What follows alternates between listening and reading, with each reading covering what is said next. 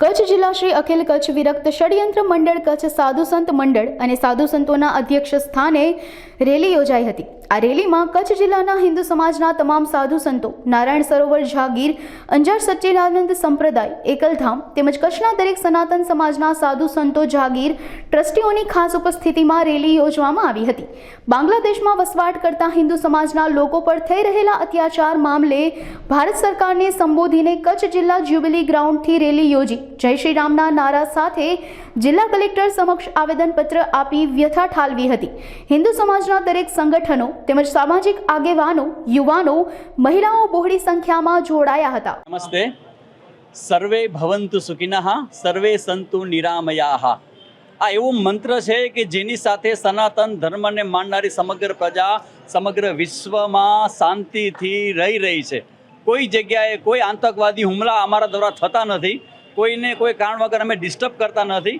પણ બાંગ્લાદેશની અંદર છેલ્લા 15 દિવસથી જે અમારા સનાતન ધર્મને માનનારી હિન્દુ પ્રજા છે એના ઉપર જે હુમલાઓ થાય છે એનો સખત શબ્દોમાં વિરોધ કરવા માટે સમગ્ર અખિલ કચ્છ ખટ દર્શનના સાધુ સંતોની સાથે સમગ્ર હિન્દુ સમાજના ભાઈઓ બહેનો બધા આવેલા છે। કલેક્ટર કચેરીમાં અમે આવેદનપત્ર આપ્યું છે અને તમને અહીંની ઘટના કહું તો કુકમાની બાજુમાં સુતેશ્વર મહાદેવના મંદિરમાં અમારા એક એવા સાધુ સંત કેટલા સમયથી સુંદર મજાનું કાર્ય કરી રહ્યા છે, બાળકોને સંસ્કાર આપી રહ્યા છે। એ મંદિર ઉપર એ વિધર્મી લોકો દ્વારા હુમલાઓ થાય, એને લૂંટી લેવામાં આવે અને એના ઉપર જ્યારે કેસ થાય ત્યારે થોડા દિવસમાં એ કેસમાંથી એ લોકોને જામીન મળીને બહાર આવી જાય છે। આવા 50 પ્રકારના મંદિરોમાં એ સેમ વ્યક્તિએ હુમલા કરેલા છે। તો આ બધી ઘટનાઓનો વિરોધ કરવા માટે અમે અહીંયા આવેલા છીએ અને અમને દુઃખ તો એ વાતનું થાય કે ઘણા લોકો હવે આ ભારતમાં રહીને એવું બોલી રહ્યા છે કે જો તમે વધારે પડતો કંઈક આક્રોશ બતાવ્યો તો બાંગ્લાદેશવાળી થશે। આ શબ્દોનો અમે સખત વિરોધ કરીએ છીએ। અમે સમજી રહ્યા છીએ કે તમારો ઇશારો શું છે અને આ તમારા મીડિયા દ્વારા અમે કહેવા માગીએ છીએ કે અમે પણ આ બધી વસ્તુઓને શાંતિથી જોઈએ છીએ, પણ અમારા ધર્મોની અંદર પણ અમને કહેવામાં આવ્યું છે કે ભગવાને એના હાથમાં એક શસ્ત્ર અને એક શાસ્ત્ર બંને સાથે રાખ્યું છે।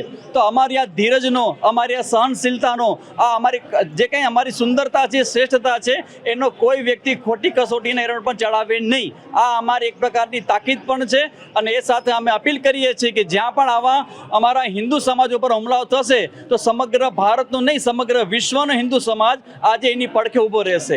ઓમ તત્સત। આજે કચ્છ સંત સમાજ સનાતનીઓ હિન્દુઓ સાથે મળી કચ્છ કલેક્ટરશ્રીને આવેદનપત્ર પાઠવ્યો છે કે બાંગ્લાદેશની અંદર છેલ્લા 10 થી 15 દિવસથી બાંગ્લાદેશની અંદર હિન્દુઓને સળગાવી દેવામાં આવી રહ્યા છે। હિન્દુ દીકરીઓના રેપ થઈ રહ્યા છે, હિન્દુઓના મંદિર સળગાવવામાં આવી રહ્યા છે। દુનિયાની અંદર મોટી મોટી માનવતાની વાતો થતી હોય છે, યુએનએ નાની નાની વાતોમાં કૂદે પડતો હોય છે। શું બાંગ્લાદેશની અંદર હિન્દુઓ પર અત્યાચાર થઈ રહ્યા છે એ નથી દેખાતા? ત્યાં હિન્દુ અલ્પસંખ્યકની દરેક જગ્યાએ વાત થતી હોય છે, તો બાંગ્લાદેશની અંદર હિન્દુ અલ્પસંખ્યકમાં છે તો શું એની રક્ષા કરી શકે છે? દુનિયાને ઘણીવાર ભારતને દુનિયા જ્ઞાન આપતી હોય છે, પણ ભારત પોતાની માનવતા હંમેશા માટે બતાવતો હોય છે। ભારતો અલ્પસંખ્યક હંમેશા માટે અહીંયા શાંતિથી જીવે છે, બહુસંખ્યક એને જીવવા દે છે, પણ આ ચહેરો દુનિયાને સામે આવી ગયો છે। મોટી મોટી માનવતાની જો વાતો કરવા વાળા છે, આજે બાંગ્લાદેશની અંદર નાના નાના બાળકોને એની હત્યા કરી દેવામાં આવી રહી છે, બેન દીકરીઓની આબરૂ લૂંટવામાં આવી રહી છે। શું આ નથી દેખાતો? એટલે આજે અમે કલેક્ટરશ્રીને આવેદનપત્ર પાઠવ્યો છે કે દુનિયા સુધી અને દેશને દરેક નાગરિક સુધી આ વાત પહોંચવી જોઈએ કે બાંગ્લાદેશની અંદર હિન્દુઓને જો પ્રતાડિત થઈ રહ્યા છે, એના સાથે અત્યાચાર થઈ રહ્યા છે, એ રોકાવા જોઈએ। અને હું આપને માધ્યમથી એ પણ કહેવા માંગુ છું કે ફિલિસ્તીન અહીંયાથી 7,000 કિલોમીટર 8,000 કિલોમીટર દૂર છે। જ્યારે ઇઝરાયલ એને ઉપર હુમલા કરતો હોય તો રાહુલ ગાંધી એના પક્ષમાં ઉતરી જતા હોય છે। રાહુલ ગાંધીને ફિલિસ્તીનીઓનો દુઃખ દેખાતો હોય છે, પ્રિયંકા ગાંધીને ફિલિસ્તીનીઓનો દુઃખ દેખાતો હોય છે। ભારતને અડીને બાંગ્લાદેશ આવ્યો છે હિન્દુઓ પર અત્યાચાર થઈ રહ્યા છે, શું એમને નથી દેખાતો?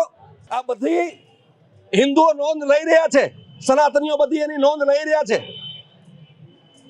એમનો જો સોતેરો વ્યવહાર છે ત્યાંનો તમને દુઃખ દેખાય છે, પણ તમને અહીંયા હિન્દુઓ પર અત્યાચાર થતા નથી દેખાતા. એટલે આખો ભારત વર્ષ સર્વ સનાતની વિશ્વની અંદર ગમે ત્યાં બે રહે છે, અત્યારે રોષે ભરેલા છે કે બાંગ્લાદેશની અંદર જો હિન્દુઓ છે એનું રક્ષણ થવું જોઈએ.